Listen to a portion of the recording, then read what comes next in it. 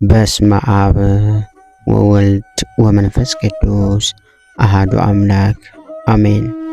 እንኳን በህዳር 12 ቀን ታስቦና ተከብሮ ለሚውለው ለሊቀ መላእክት ቅዱስ ሚካኤል ዓመታዊ በዓል በሰላም አደረሳችሁ አደረሰን። ሚካኤል ማለት በዕብራይስጥ ቋንቋ መኑ ከመ ኤል አምላክ ማለት ሲሆን በአንድነት ሲነበብ መኑ ከመ አምላክ ወይም እንደ እግዚአብሔር ያለ ማን ነው ማለት ነው።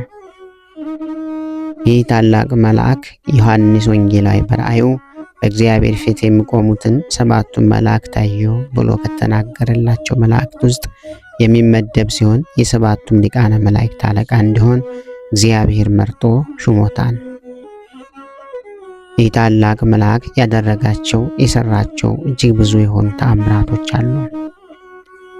ስለዚህ ስለ ታላቁ መልአክ ቅዱስ ሚካኤል ክብር፣ ጠባቂነትና አማላጅነት ከአባቶቻችን የተማሩትን በኑሯቸው ያዩትን አባቶቻችን ጽፈዋል።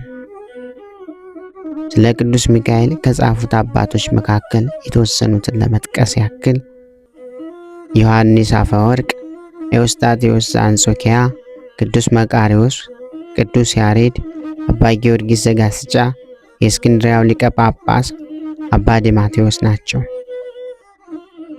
እኛም የአባቶቻችን አንደበታችን አድርገን በህዳር 12 ቀን ክቡር ገናና የሆነ ቅዱስ ሚካኤል ካደረጋቸው ከሰራቸው ብዙ ተአምራት ውስጥ የተወሰኑትን በመልአኩ ተራዳኢነት እንዲህ ብለን እናገራለን፣ እንጽፋለን።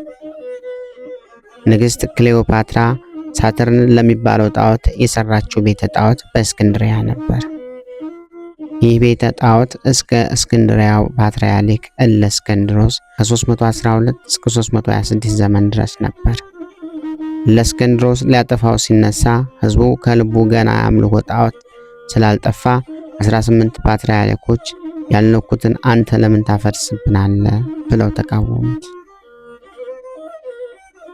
እለእስክንድሮስም ህዝቡን መክሮና አስተምሮ የሳተርን በዓል ይውልበት በነበረው ዕለት የቅዱስ ሚካኤልን በዓል እንዲያከብሩ አውጆ ቤተ ጣዖቱን በቅዱስ ሚካኤል ስም ሰይሞ ቤተ ክርስቲያን አደረገው። ከዚህ በኋላ በቅዱስ ሚካኤልም ስም አብያተ ክርስቲያናት መታነጽ ጀመሩ። በዓሉ በዚህ ቀን እንዲከበር ተወስኗል። እንዲህም ሆነ። የእግዚአብሔር ወዳጅ የሆነ ስሙ ዱራታኦስ የሚባል አንድ ሰው ነበር።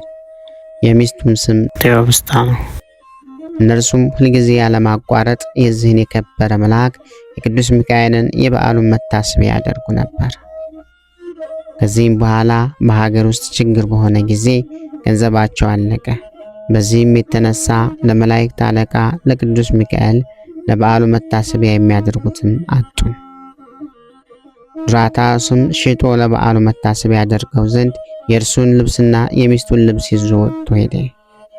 የመላእክት አለቃ ቅዱስ ሚካኤል በታላቅ መኮንን አምሳል ለዱራታኦስ ተገለጠለት።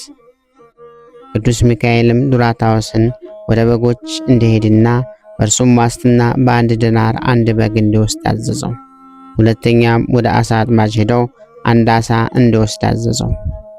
መልአኩም ወደ ቤት ሳይደርስ የአሳውን ሆድ እንዳይቀድ አስጠነቀቀው። ወደ ባለ ስንዴውም ሄድና የሚሻውን እንዲሁ በእርሱ ዋስትና እንዲወስድ አዘዘው። ዱራታኦስም ቅዱስ ሚካኤል እንዳዘዘው አደረገ። ወደ ቤቱም በተመለሰ ጊዜ በረከትም ሁሉ ቤቱ ተሞልቶ አገኘ። እጅግም አደነቀ። የዚህንም የከበረ መልአክ የበዓሉን መታሰቢያ እንዳስለምደው አደረገ። የተራቡ ድሆችን ሁሉንም ጠርቶ መገባቸው፣ ወደ ቤታቸውም አሰናበታቸው። ከዚህም በኋላ ለዱራታኦስና ለሚስቱ ቅዱስ ሚካኤል ለሁለተኛ ጊዜ ተገለጠላቸው። ዱራታኦስንም የአሳውን ሆድ እንዲሰነጥቀው አዘዘው።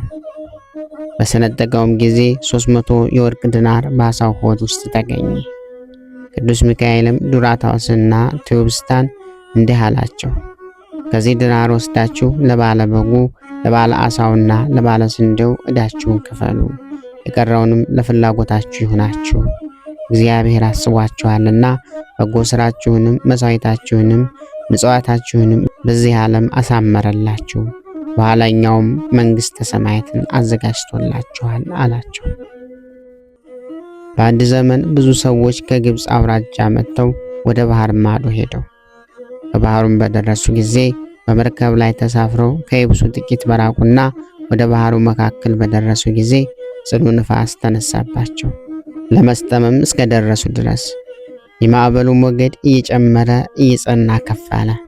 ታላቅም ማዕበል መጥቶ ሊገለብጣቸው ደረሰ። ፍጹም ጥፋትና ክፉ ሞት እንደመጣባቸው ባዩ ጊዜ ጽኑ ሐዘንን ያዛቸው። የሚያድናቸው የሚያጽናናቸው አጥተው ተስፋ ቆረጡ።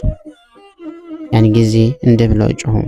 የመላእክት አለቃቸው ግሩም ገናና የምትሆን ሚካኤል ሆይ የተአምራትና የይቅርታ መልአክ ነህና ልዑል ቸርነቱን የሚገልጥብህ መልአክ ሆይ እግዚአብሔር ፍቅሩን የሚያስታውቅብህ መልአክ ሆይ ወደኛ ተመልከት እርዳን አሉት። ተጨነቀን እኛን አድነን፣ ከመጣብን ሞትና ጥፋት እንድን ዘንድ ስለኛ ወደ ፈጣሪያችን ወደ እግዚአብሔር ለመንልን አሉት። አሁን የሞት መጋረጃ ዓይናችንን ሸፍኖታልና ፍጹም የጥፋት ጥላንም አይተናልና ብለው በፍጹም ልቦናቸው ወደ እግዚአብሔር ጮኹ። በመርከብ ውስጥ ያሉት ሁሉ ጽኑ ለቅሶ እያለቀሱ መራራ እንባ እያፈሰሱ ጮኹ። ከባህሩ ጽኑ ማዕበል ከሞት ያድናቸው ዘንድ ያን ጊዜ በዚያች ሰዓት እግዚአብሔር የልቦናቸውን ሐዘንና ልመናቸውን ሰማቸው። ያን ጊዜ ይረዳቸው ዘንድ ቸር መልአኩን ሚካኤልን ላከላቸው። የመላእክት አለቃ ቅዱስ ሚካኤልም ከሰማይ ወርዶ መርከቡን በእጁ ይዞ ሳበው። በመርከቡም ውስጥ ያሉትም ወደ የብስ አወጣቸው። በደህናቸው ተሻገሩ። ክፉ ነገርም ጥቂትስ እንኳ ፈጽሞ አላገኛቸውም ነበር። እግዚአብሔር ምስጋና ይሁን። እኛንም ገናና የሆነው የመላእክት አለቃ ቅዱስ ሚካኤል ልቦናውና አማላጅነቱ ፈጽሞ ይጠብቀን። ከጽኑ ጠላት እጅ በክንፎቹ ጋርዶ ይሰውረን ለዘላለሙ አሜን። ክብር ምስጋና ይሁን አንድ አምላክ ለሚሆን ለአብ ለወልድ ለመንፈስ ቅዱስ እስከ ዘላለሙ አሜን። ወስብሐት ለእግዚአብሔር ወለወላዲቱ ድንግል ወለመስቀሉ ክቡር። ይቆየን።